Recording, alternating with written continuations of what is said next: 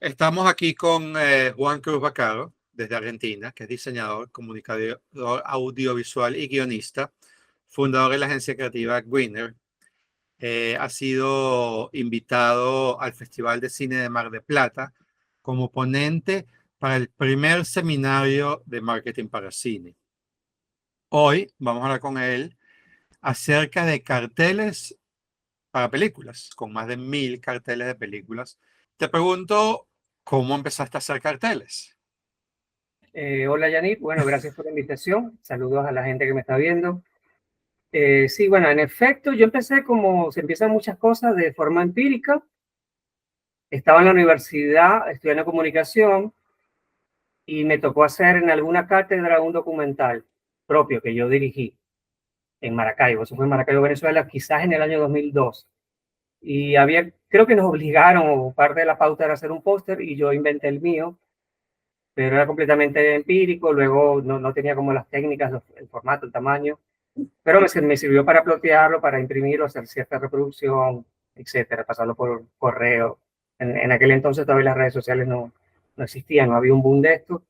Entonces no se pensaba tanto en pieza digital, sino en pieza para imprimir. Y luego, 2 años después, un año después o 2 años después de eso, 2003 o 2004, yo tuve que hacer una pasantía ya finalizando la carrera. Y yo trabajé en una fundación que ya no existe, que se llama Fundacine, en el Zulia, en Maracaibo.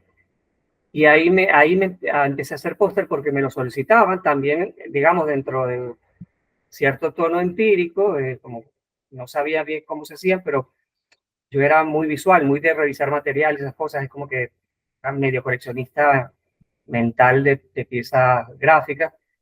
Y empecé, los primeros pósters más serios que hice fueron para Patricia Ortega, allá en Maracaibo, y le habré hecho por lo menos 4 o 5, que ya eso se imprimía, salían en prensa, etcétera, pero generalmente eran cortometrajes.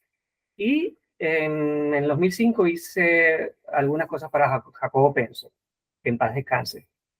Y luego abandoné el tema porque, bueno, me fui de Venezuela, etcétera, y lo retomé hace ya 7, no, hace como 10 años, con mucha más fuerza, y luego con mucha más seriedad, digamos, y más constancia hace 7 años cuando fundé la agencia, que me di cuenta que había un nicho que atender, sobre todo a nivel de cortometrajes, estudiantes, tesistas, cine latinoamericano de bajo presupuesto. Entonces había como una cosa interesante ahí, que había como un déficit que yo pude atender y bueno, me ha ido bien, digamos.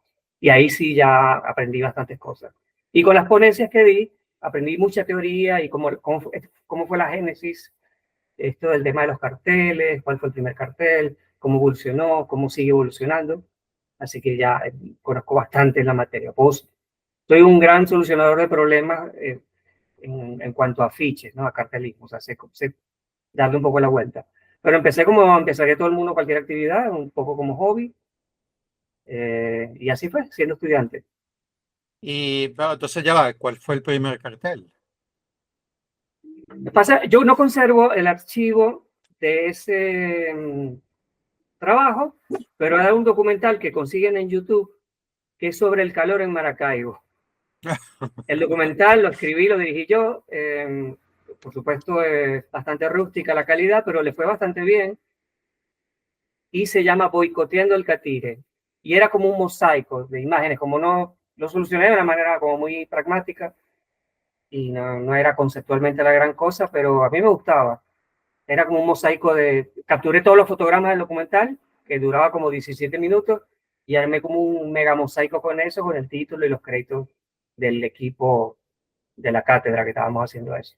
Sin logo, sin saber mucho qué es un billing blog, tenía un eslogan.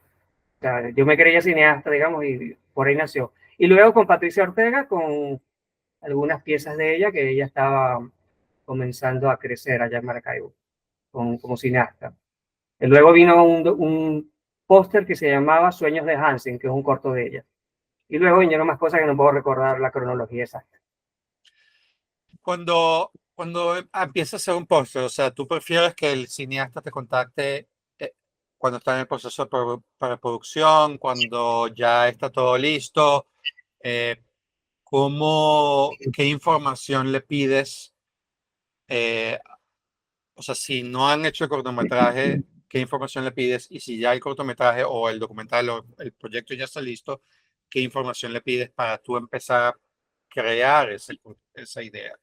Ok, bueno, esa pregunta, para responderla, hay varias como vertientes, ¿no? Tengo varias aristas. Para hacerla, el cuento breve, eh, a mí me ha pasado mucho en los últimos 4 años que me llaman para hacer pósters de películas que no existen. Es decir, carpetas de financiamiento, dossiers que van a mercados han ido a Berlín, han ido a Cannes, han ido a, bueno, distintos festivales del mundo, convocatorias, concursos.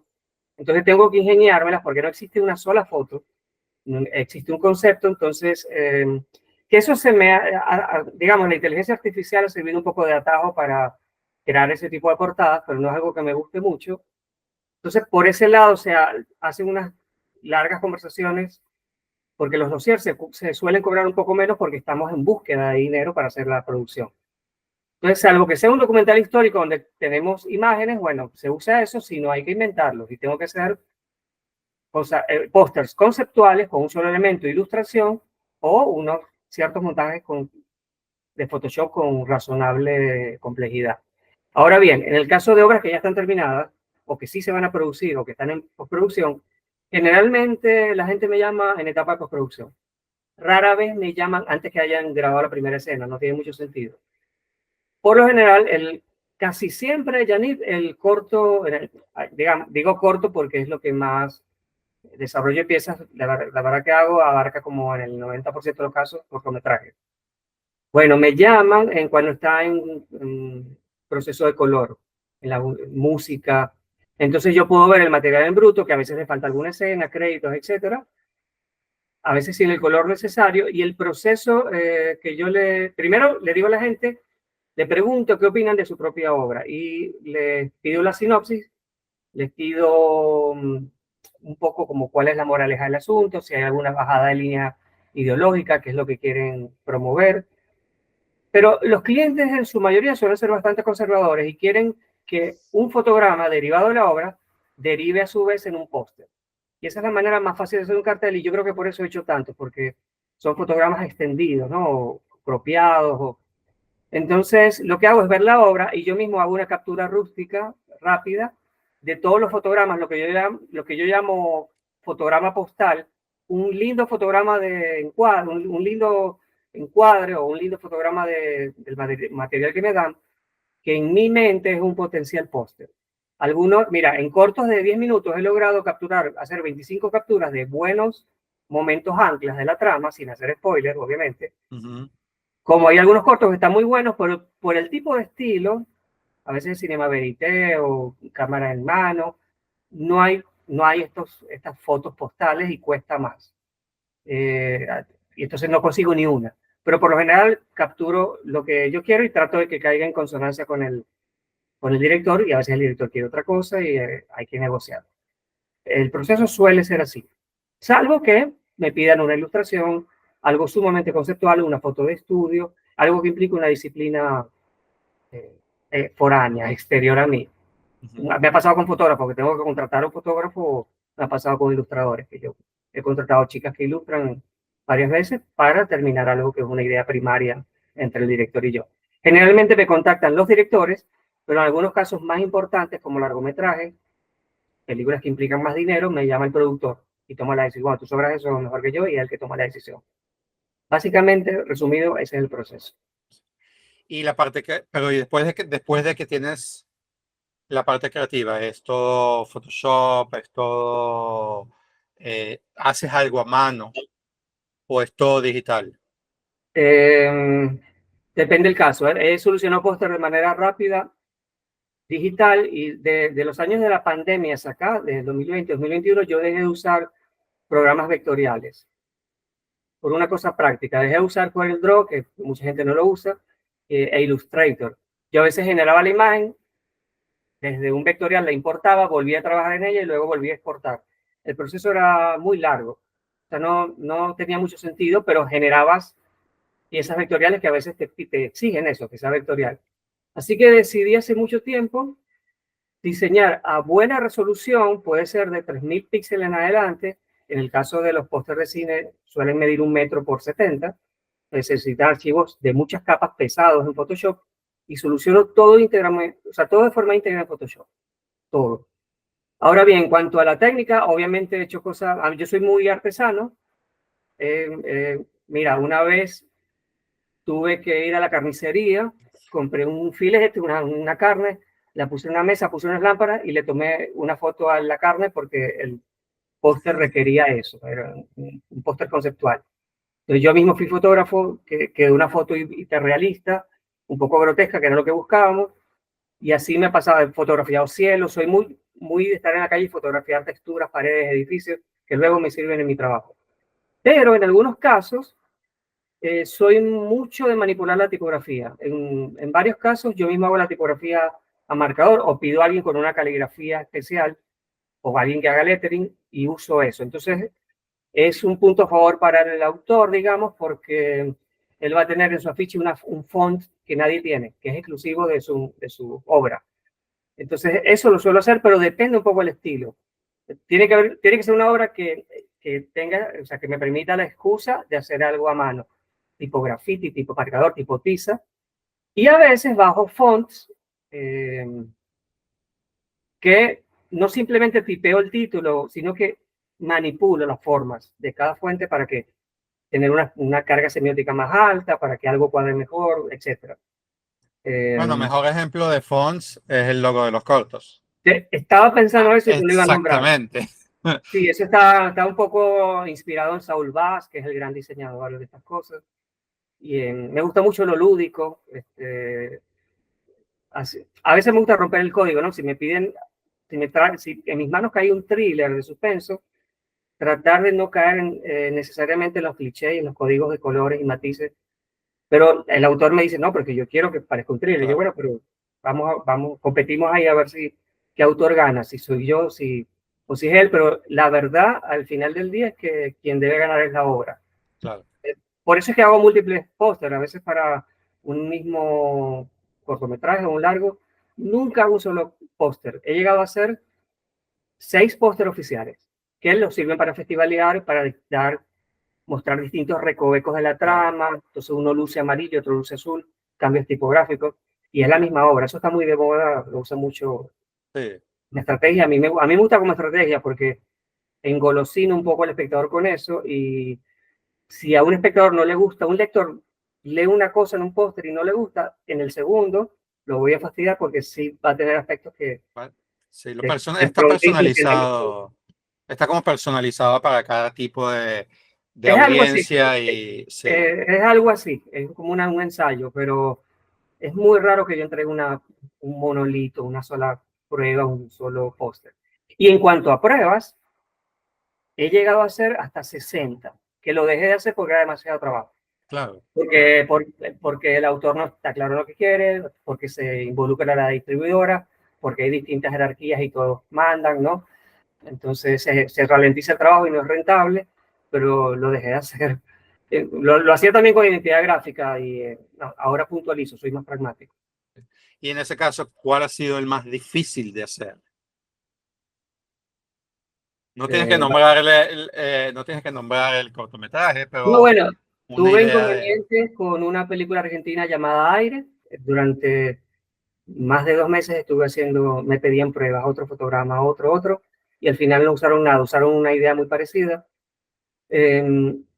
Por ejemplo, con Carlos Caridad Montero, cuando estrenó en 2014 Tres Bellezas, que es una comedia Sí. negra muy buena, estuvimos como 4 meses en proceso también, porque Carlos aprobaba cosas que luego desaprobaba alguien más, o la distribuidora cambiaba de opinión. A veces la visión de él es muy abierta y los distribuidores saben un poco más o son más conservadores. Eso en el plano, digamos, de negociaciones. Sí. En cuanto a técnica, hay una película que se estrenó en Venezuela en diciembre que se llama Vuelve la vida, de los hermanos Hook. Sí. Esa película tiene 2 pósteres, uno minimalista, sencillo, que es un fotograma de la película, pues sencillo de hacer, y tiene otro conceptual que hicimos el primer año de pandemia, en 2020, que es un corcho, de esos corchos que uno pega en la pared donde pega anotaciones. Está plagado de fotos, o sea, detalles pequeños, stickers, Polaroid, etc.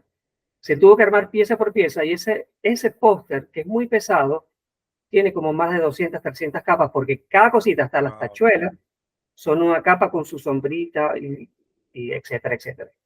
He visto Seguramente el otro, el que sale en el la actor en una playa plaza. con la bolsa Los pósters siempre están retocados, el cielo de sí, esa playa está retocado, el fondo, sí, el mar es un poquito más azul, el cuerpo, un brazo, etcétera. Pero no, sí. hay otro como alternativo que se publicó, que es el corcho. Ese no lo he visto, ese no lo he Bueno, visto lo todavía, lo pero vemos en seguro lo veré. pantalla ahora. Exacto. ¿Y Eh, cuál es el que más te ha gustado?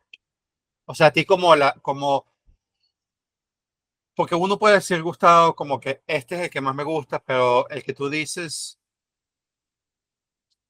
no es aquí el que dejé todo, sino es el que más te llena. que Porque siento son dos orgullo, cosas, que claro, yo y sé son que cosas funciona. diferentes, ¿no? Bueno, mira, muchas veces en los procesos, como te dije antes, yo hago, suponte, 3 pósters para un cliente, a veces son gente muy joven de la universidad o gente que recién graduada, se hace el servicio y el póster que más me gusta a mí o el que se pensaba era oficial no le gusta, no es el que más le gusta al autor. Como te dije, suelen ser más conservadores, se van más por lo clásico. Al final, todos son bastante clásicos. Ahora bien, yo hice un guión que se convirtió en corto en el año 2017, 2018, que se llamó Pura Pantalla. Es una comedia de 10 minutos, tú la conoces muy bien. Y yo controlé todos los... Así fue como nos conocimos. O Claro, sea, nuestra correcto. relación empieza a través de pura pantalla. Claro. Al ser yo guionista de esa obra, es muy curioso porque como yo estudié guión y ahora hago carteles, yo siempre le digo a la gente que soy el único en el equipo que se enfrenta al desnudo, a la hoja en desnudo, cuando hago un guión, a la idea, al germen, para luego ser el último nodo. O sea, soy el primer nodo y el último, porque soy el que escribe y luego soy el que le pone el último clavo al ataúd porque soy el que hace el póster. Entonces eso me permite ser como muy holístico, como tener una visión muy integral de todo, y eso sucedió en pura pantalla. Yo sabía que quería a los personajes como una foto clásica de comedia americana, 45 grados. La foto se tomó, no se improvisó, no es un fotograma, se tomó la foto excelentemente iluminada, de forma formidable, creo que fue Edward Perdomo, de cada uno de los personajes, muy clásico. Yo ya sabía que le iba a poner una textura de madera de fondo y había un elemento, tendrían que ver el corto para entender bien, pero había un elemento juxtapuesto que cubría un poco ciertas zonas de los actores y ese riesgo, o sea, a mí me parece que transmite muy bien la idea, no es un fotograma, quedó muy linda la imagen y se hicieron varias versiones. La de la chica es la que más me gusta y es la que más uso. Ahora bien, tengo un segundo póster favorito que me dio mucha gratificación, eh, que es un corto documental que se llama Piscina. Es un corto que se hizo en 2011, pero a mí me llamaron 10 años después para hacer el cartel porque no existía el cartel. No sabía bien cómo solucionarlo. Es un documental de cómo un pantano se termina convirtiendo en una casa con piscina. Entonces ves el pantano, los patitos, luego unos tractores, la destrucción total y luego los arquitectos armando todo. Y el corto termina con la piscina lista, ¿no? Eh, no sabía cómo solucionarlo porque no había tantas fotos postales, o sea, no podía, ¿cómo hacía? Era como, y era mudo, era una especie de cine constructivista, como contemplativo. Así que se me ocurrió un día, estuve como una semana pensando, esa es la otra cosa, que el proceso creativo demora a veces de 7 a 10 días, me he dado cuenta de eso, y cuando cae la idea que uno sabe qué es, puede demorar una jornada. O sea, el proceso de creación puede ser largo y el proceso de ejecución corto, eso suele pasar. Bueno, este póster está solucionado, tú sabes que yo quería buscar una solución universal y todas las piscinas del mundo tienen estas mini baldosas turquesas o azules. Eso es universal, eso es en Japón, aquí, en cortos argentinos, en Venezuela, en todos lados. Así que armé un pixelado, un formato de píxeles con baldosas artificiales, o sea, lo fui creando en Photoshop. Entonces logré generar la tipografía con las baldosas de otro color, lo cual me permitía retitular el póster usando esos píxeles en cualquier idioma. Se hizo en inglés y en español. Y me fue tan bien que fue reseñado por Stefan Sackmeister, que es un diseñador muy famoso, lo reseñó en su Instagram. Y es el único póster, y escucha esto esto es curioso, ¿Ah? es un póster muy minimalista que ya tenía los laureles y tenía otra cosa y no muestra nada, no muestra un ser humano, no muestra paisaje, nada, es simplemente un pixelado. Y la gente lo entiende, tiene el reflejo del agua y todo eso. Y lo curioso es que cuando se publicó, cuando Zack Meister lo publicó, bueno, se medio viralizó y mucha gente me escribía, mucha gente quiso ver el corto y un museo de Alemania, una chica cuyo nombre no recuerdo, me lo compró. O sea, me Wow. quería comprar la pieza gráfica para plotearlo y pegarlo en una especie de museo o galería que tenía en Alemania. No era en Berlín, no me acuerdo dónde era. Entonces le llamé al director, le dije, mira, yo puedo vender esto porque me está diciendo que me lo va a pagar, pero es tu obra. Y dice, sí, Claro. o sea, no hay problema. A mí también me han llamado para comprarme el documental para verlo. 10 años después. Y lo envié a Alemania y cobré por eso y un dinero que no esperaba. Y creo que está expuesto en alguna pared, en algún pueblo, en algún lugar de Alemania. En inglés está. Hay que buscarlo en Instagram, en los social media El para corto ver creo que está en qué. Vimeo o estuvo en Vimeo. Pero a lo mejor buscar una foto del museo a ver si aparece en algún lado, Se ¿no? la pedí y no me la envió, Ajá. no sé, pero bueno. Pero ¿Y sí, fue gracioso. qué le recomendarías a una persona que está durante el proceso de producción? ¿Qué le recomendarías a un cineasta que haga para cuando te contacte tenga todo lo que necesite? Bueno, a ver, no le puedo exigir que venga con la idea clara, pero muchos vienen con la idea clara. Sí, mientras más clara, mejor. Pero también abiertos a que pueden tener una idea muy sólida en la cabeza y eso puede cambiar. O sea, que sepan que algo que ellos tienen como inamovible en su pensamiento, medio de forma dogmática, puede cambiar en el proceso. Eso me pasa a mí con mis propias ideas y pasa mucho. A veces tratar de convencer a alguien que está clavado con una idea es difícil, pero muchas veces se alegran de cuando les volteo un poco el ángulo. Tener making of, a veces fotos de making sirven mucho. Muchos carteles famosos de series de cine están hechas con fotos accidentales del making. El tipo hizo clic en un momento que el actor está fumando, está mirando por una ventana. Hay varias anécdotas de esos casos. Pero lo más importante es tener buenos fotogramas. A veces cuando me dictan un fotograma, hay como directores que tienen como una visión más clara y saben que ese fotograma da para un póster, pero a veces me envían cosas que no se puede casi construir. Un cartel no se puede hacer. No tengo Sí, contraste, yo necesito un lienzo, necesito que la foto tenga un lienzo específico, porque los fotogramas se alargan de manera vertical. Ahora te paso un ejemplo de eso. Y necesito generar un lienzo para que se vea título, el billing block, que es el bloque de crédito, logotipos, eslogan, algún detalle adicional. Laureles, si hace recorrido festivalero. Si yo cargo y algo diseño de forma muy barroca, sin aires, vas a tener problemas de elegibilidad quizás. Pero bueno, hay miles de maneras de diseñar, ¿no? Tampoco es que marco la pauta de alguna forma. Pero sí hay cierta línea gráfica que sigo. Así que bueno, creo que lo mejor es tener la obra avanzada y que tengan alguna idea clara, aunque algunos son open mind y me dicen, no tengo ninguna idea, hazlo tú. Y lo que hago es lo que apruebo. Eso mira, me ha pasado de todo. O sea que, claro. pero siempre es bueno un autor que está claro en su estilo y en lo que quiere. Trato de que no plagien ideas. Hay mucha gente que me dice, no, mira, esto como Wes Anderson, quiero esto como tal director asiático. Y básicamente lo que quiero es un póster clonado de algo que existe y yo me puedo meter en problemas porque el que peca de nula creatividad soy yo porque soy el que hice la pieza que es como que eso me pasa de vez en cuando, trato de evitarlo. Pero hay sitios comunes también en el diseño, cosas inevitables que se hacen. Perfecto, la verdad que muchísimas gracias. Toda la información acerca de la agencia, acerca de ti, lo vamos a poner ahorita en el video y en la página para que tengan los links y todo lo que necesiten. De verdad, muchísimas gracias, Juan. Es No, siempre un gracias a ti. aprendizaje, es siempre un aprendizaje hablar contigo, la verdad.